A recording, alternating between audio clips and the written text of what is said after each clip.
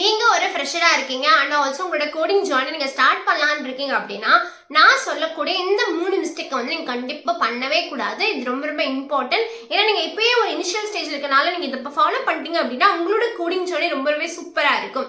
அப்படி என்ன இந்த 3 மிஸ்டேக்ஸ், அதை எப்படி ஈஸியா அவாய்ட் பண்ணலாம், அதை எப்படி ரெக்டிஃபை பண்ணிட்டு உங்களோட கோடிங் ஜர்னி ரொம்ப சூப்பரா ஆக்குறது, நீங்க நினைச்ச கம்பெனிக்கு எப்படி நீங்க வந்து லேண்ட் ஆகுறதுன்ற ஃபுல் டீடைல்ஸ் இந்த வீடியோ பார்க்க போறோம். So please get into video. I am Ramya. I am with software top tech company.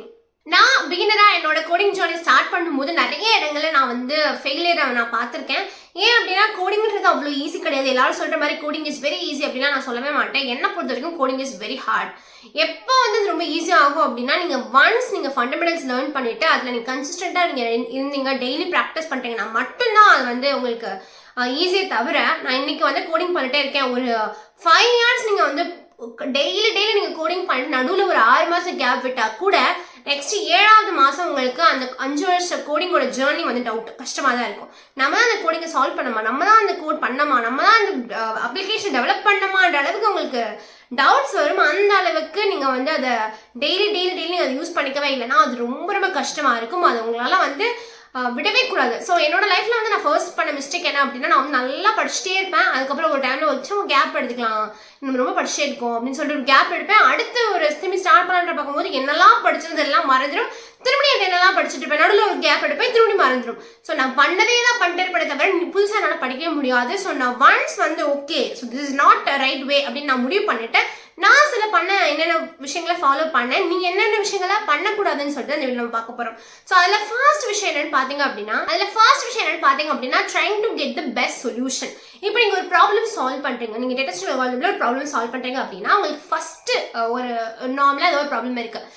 For example வந்து ஒரு ரிவர்ஸ் ஸ்ட்ரிங் இருக்கு, இல்லை ரிவர்ஸ் நம்பர் இருக்கு அப்படின்னா நீங்க வந்து ஃபர்ஸ்ட் எடுத்தோடனே வந்து ஓகே நம்மளோட கோடு வந்து ஒரு ஆப்டிமைஸ்ட் அப்ரோச் இருக்கிற எல்லாத்த விட நம்ம கோடு வந்து ரொம்ப எஃபிஷியண்டா இருக்கணும்னு சொல்லிட்டு நீங்க முடிவு எடுத்தீங்க அப்படின்னா, நான் என்ன சொல்றேன்னா நீங்க ஒரு பிகினர் ஸ்டேஜ்ல சொல்றேன், நீங்க ஆல்ரெடி வெல்வர்ஸ்டா இருக்கீங்க டிஎஸ்எல் அப்படின்னா நீங்க அப்போ நினைக்கிறது கரெக்ட்.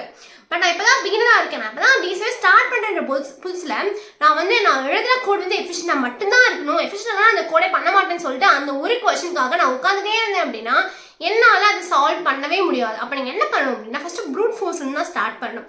உங்களோட சொல்யூஷன் வந்து ப்ரூட் ஃபோர்ஸ்ல இருந்தால் மட்டும் தப்பே கிடையாது.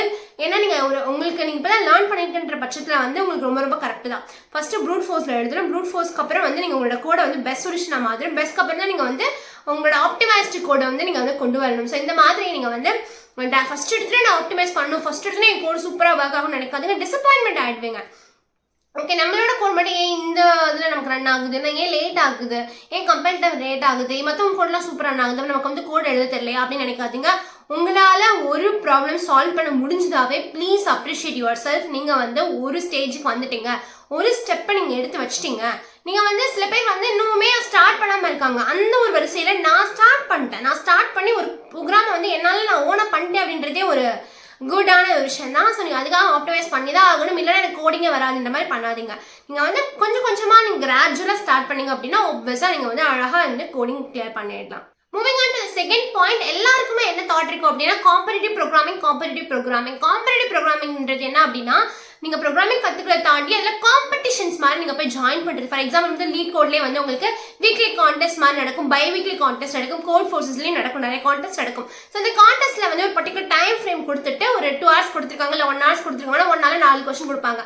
அது வந்து 2 மீடியம் லெவல் ப்ராப்ளமா இருக்கும், 2 ஈஸி கொஸ்டின் இருக்கும், இல்லை ஹார்ட் லெவலாக இருக்கும். ஸோ நீங்கள் அந்த மாதிரி கான்டெஸ்ட் அட்டன் பண்ணால் மட்டும்தான் நல்ல ஒரு ப்ரோக்ராமர்னு தயவு செஞ்சு நினைக்காதீங்க. கோடிங் பிளாட்ஃபார்மில் நீங்கள் வந்து இந்த காம்படிட்டிவ் ப்ரோக்ராமிங்லாம் வந்து உங்களுக்கு நிறைய ஸ்கில்ஸ் டெவலப் பண்ணி கொடுக்கும். அதெல்லாம் உண்மைதான். நீங்கள் வந்து இந்த டைம் ஃப்ரேம்குள்ளே நீங்கள் எப்படி யோசிக்கிறது, எப்படி இந்த லாஜிக்கை வந்து பில்ட் பண்ணுறதுன்னு எல்லாமே கொடுக்கும். ஆனால் இது வந்து நெசசரி, இது இல்லைனா வந்து குட் ப்ரோக்ராம்ல கிடையாதுன்னு சொல்லிட்டு நீங்கள் வந்து டிகிரேட் பண்ணிக்காதீங்க. ஏன் அப்படின்னா அண்ட் ஆல்சோ சில பேர் என்ன பண்ணுவாங்க அப்படின்னா ஒரு வீக்லி கான்டெஸ்ட் ஜாயின் பண்ணிடுவாங்க. ஜாயின் பண்ணிட்டு அந்த 4 ப்ராப்ளம்ல வந்து உங்களுக்கு 2 ப்ராப்ளம் பண்ண முடியுது அப்படின்னா மிச்சம் 2 ப்ராப்ளம் வந்து அப்படியே விட்டுருவாங்க. விட்டுட்டு அதை நீங்கள் கண்டுக்கவே மாட்டீங்க. அப்படிலாம் இருக்கக்கூடாது. நீங்கள் ஃபஸ்ட் 4 ப்ராப்ளம் இருக்குது அப்படின்னா 2 ப்ராப்ளம் நீங்கள் பண்ண முடியுதா, குட்.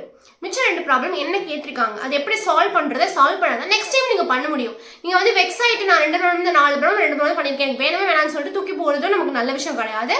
என்ன கொஸ்டின் கொடுத்துருக்காங்க அதை நம்ம எப்படி வந்து நம்மளோடதுக்கு வந்து இது பண்ணிக்கலாம், இந்த தடவை பண்ண முடியும் நெக்ஸ்ட் டைம் பண்ணிக்கலாம்னு சொல்லிட்டு ஒரு கான்ஃபிடென்ட்டாக எடுத்துக்கோங்க. உங்களுக்கு கண்டிப்பாக நெக்ஸ்ட் நீங்கள் பண்ணும்பொழுது அழகாக நீங்கள் வந்து 4 ப்ராப்ளமே சால்வ் பண்ணிடலாம். Moving on to third point, ரொம்ப ரொம்ப இம்பார்ட்டன்ட். டெவலப்மெண்ட்டையும் டிஎஸ்எவையும் பேரலா ஸ்டார்ட் பண்ணாதீங்க.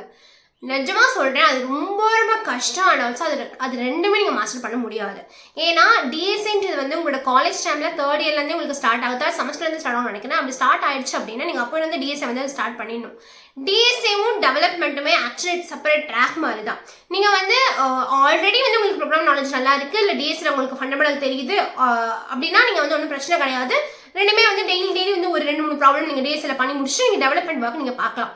பட் ஃப்ரெஷ்ஷாக ஸ்டார்ட் பண்ணுறீங்க, ஸ்க்ராட்ச்லேருந்து ஸ்டார்ட் பண்ணும்பொழுது டெவலப்மெண்ட் டிஎஸ்சியும் நீங்கள் அப்படியே ஓகே நான் வந்து டிஎஸ்சிக்கு 2 மணி நேரம், டெவலப்மெண்ட்டுக்கு 2 மணி நேரம் இப்படி நீங்கள் ஸ்பெண்ட் பண்ணீங்க அப்படின்னா அது எல்லா நேரமும் அது பாசிபிலிட்டியாக இருக்காது, எல்லா நேரமும் உங்களால் அது பண்ண முடியாது.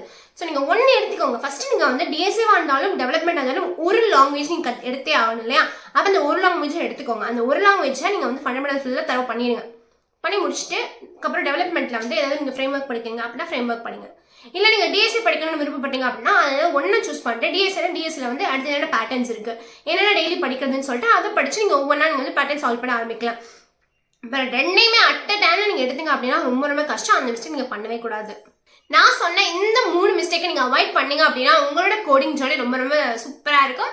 அண்ட் ஆல்சோ நீங்கள் நினைக்கிற விஷயங்கள் ஈஸியாகவே நீங்கள் அச்சீவ் பண்ணிடலாம். ஸோ இந்த வீடியோ வந்து உங்களுக்கு ரொம்ப ரொம்ப ஹெல்ப்ஃபுல்லாக இருக்கும்னு நினைக்கிறேன். இந்த மாதிரி மோர் யூஸ்ஃபுல் வீடியோக்கு டெக் பத்திரமாக கண்டிப்பாக ஃபாலோ பண்ணுங்க. Until then bye by.